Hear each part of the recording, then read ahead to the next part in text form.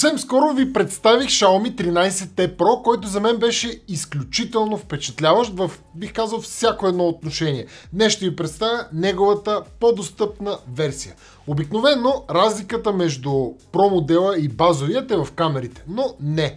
Тук имаме същата тройна камера като при Pro модела в колаборация с Leica, прахо и водоустойчивост, 67 ватово бързо зареждане и страхотен 6,67 инчов 144 Hz AMOLED екран, който изобразява до 68 милиарда цвята. Освен детайлните технически характеристики, ще ви запозная с моите лични впечатления, както и всичко, което трябва да знаете за Xiaomi 13T.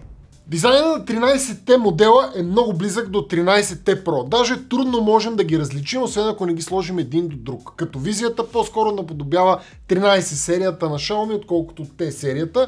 Отново имаме два варианта. Alpine Blue с синя веган кожа и моята черна бройка, която е стъклена отзад, а между екрана и задната част имаме пластмасова рамка. Телефона има доста премиум външен вид, като екрана е плосък, а задната страна е овална, а рамката е също плоска. Това допринася за доста добър захват и ползване на телефона.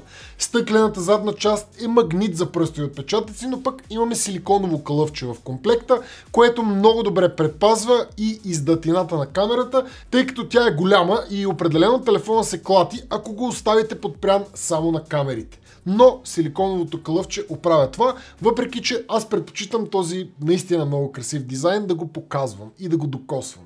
Имаме Type-C 2.0, нямаме слот за допълнителна памет, имаме хибридни говорители, един основен отдолу и втори горе, който е говорителя за разговори. Xiaomi 13T тежи около 200 грама, като моделите с веган кожа са няколко грама по-леки от стъклените.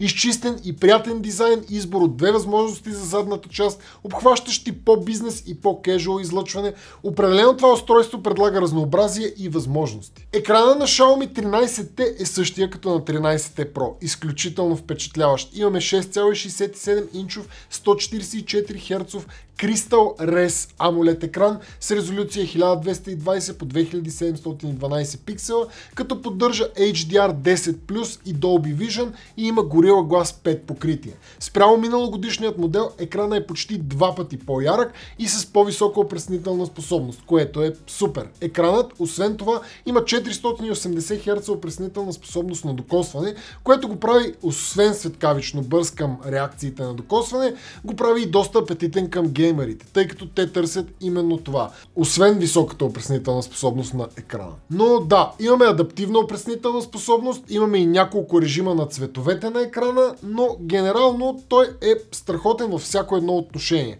Освен това, под екрана имаме сензор за пръстов отпечатък, който работи много бързо. Имаме и опцията да задържим пръста си на пръстовият отпечатък за още допълнителни екстри, а имаме възможност да си мерим пулса посредством него. Но в моите тестове меренето на пулса по този начин май не се оказа много акуратно. Без значение дали цъкате игри или гледате мултимедия, скролвате и социални мрежи или чисто и просто си пишете с някой, екранът на Xiaomi 13T доставя страхотно преживяване.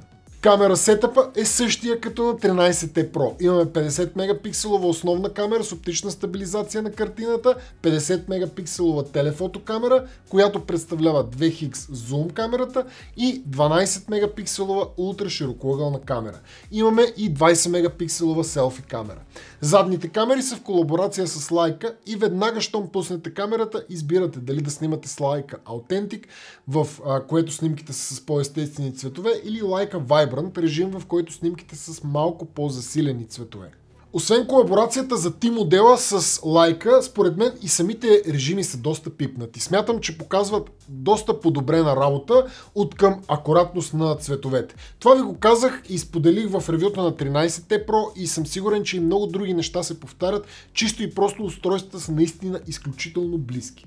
Генерално, снимките на светло с основната камера са супер. 2x телефотокамерата се мъчи малко с фокуса, но в много редки случаи. Ултраширокоъгълната камера прави доста добри снимки, но си личи една идея по-малко детайл от основните. Но генерално отлични снимки. Остри обекти, наситени цветове и широк Dynamic Range. Хубавото е, че доброто качество на снимките през деня се пренася и през нощта. Доста адекватни и качествени снимки.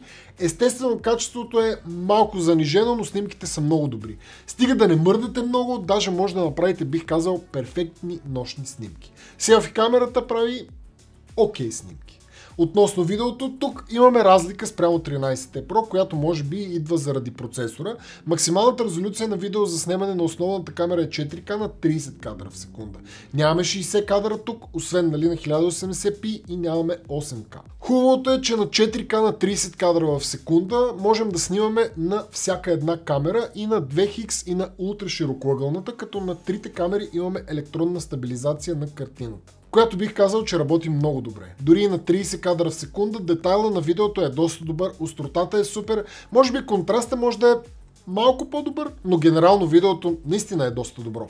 Има като че ли един супер лек оранжев оттенък, който е трудно забележим при основната камера, но се личи малко повече при ултрашироко